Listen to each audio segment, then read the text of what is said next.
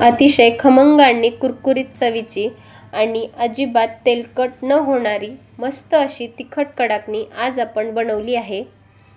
तर तुम्ही बघू शकता कडाकणी खूप छान दिसत आहे, त्याला रंग सुद्धा खूप छान आलेला आहे। खायला तर खमंग आणि कुरकुरीतच लागते, सोबतच चविष्ट सुद्धा लागते। नमस्कार, मी प्रियाच्या सोपी रेसिपीमध्ये तुम्हा सर्वांचं खूप खूप मनापासून स्वागत आहे।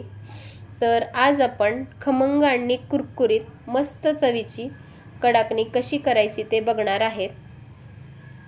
अगदी सोपी रेसिपी आहे आणि एकदम पापडासारखी होते, पातळ होते। चला तर मग रेसिपीला सुरुवात करूया।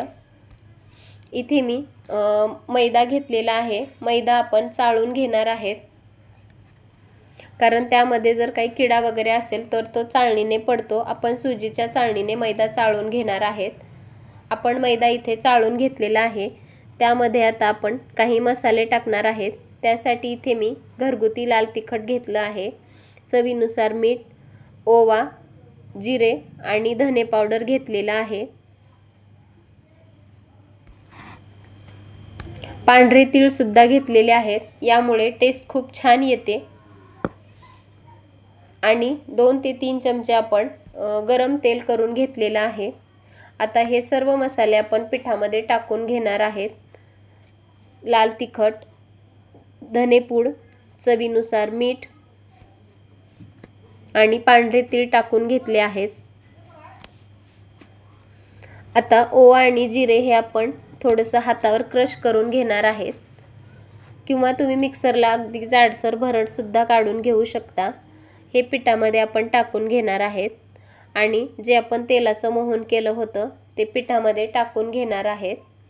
या अगोदरच्या मागच्या व्हिडिओमध्ये पण मी सांगितलं होतं, जर तुम्हाला पदार्थ खुसखुशीत करायचा असेल तर तेल किंवा तुपाचं मोहन घालू शकता, आणि जर कुरकुरीत करायचा असेल तर तेल गरम करून ते पिठामध्ये टाकून घ्यायचं, त्यामुळे पदार्थाला कुरकुरीतपणा येतो।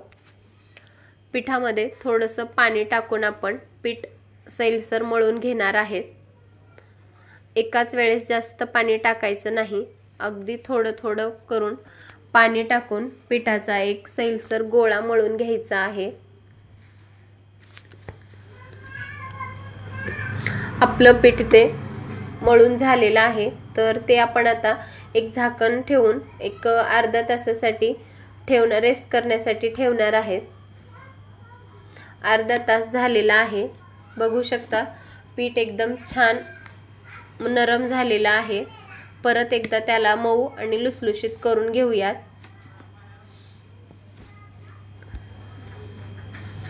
हाताने त्याला मऊ करून घ्यायचं। बघा एकदम पीठ नरम झालेलं आहे। आता एक पिठाचा छोटा गोळा घेऊन मी त्याचे छोटे बॉल बनवून घेणार आहे। पण हळद टाकायची विसरली होती, म्हणून मी दुसऱ्या गोळ्यामध्ये अगदी थोडीशी हळद टाकून परत पीठ मळून घेतलेलं आहे, आणि बाकीचं पीठ डब्यामध्ये झाकण लावून तसंच ठेवून द्यायचं। हवं तर तुम्ही सगळ्याच पिठाच्या सुद्धा कडाकण्या करू शकता, पण जसं लागेल तसंच पीठ घेऊन आपण कडाकणी बनवणार आहेत।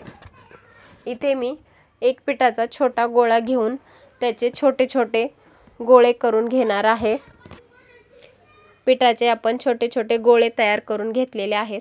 आता हे तुम्ही सुती रुमालवर झाकून सुद्धा ठेवू शकता। आणि आता आपण कडाकणी लाटण्यासाठी घेणार आहेत। कडाकणी लाटताना आपण मैद्यामध्ये घोळवून कडाकणी लाटून घेणार आहेत। तेलाचा अजिबात वापर करायचा नाही, कारण तेल लावल्यामुळे आपल्याला कडाकणी पाहिजे तशी पातळ लाटता येणार नाही। बघू शकता तुम्ही कडाकणी एकदम पातळ छान लाटलेली आहे।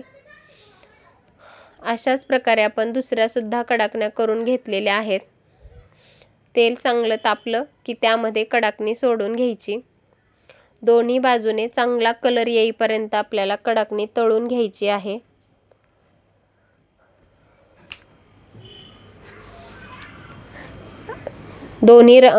आपल्या दोन्ही बाजूने छान रंग आलेला आहे कडाकणीला। खायला एकदम मस्त लागते, चविष्ट लागते आणि कुरकुरीत सुद्धा होते। अशाच प्रकारे आपण दुसऱ्या सुद्धा कडाकण्या तळून घेणार आहेत।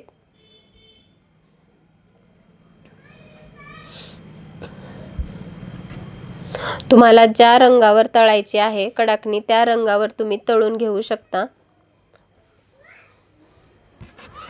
दोन्ही बाजूने कडाकणी आपल्याला छान तळून घ्यायची आहे।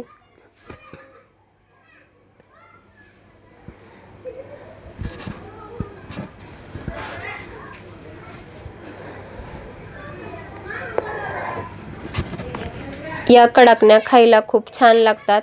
लहान मुलांना सॉस बरोबर किंवा शाळेत जाताना थोडासा सॉस आणि या कडाकण्या दिला तर मुलांना खूप आवडतात। या तुम्ही चहा बरोबर सुद्धा खाऊ शकता।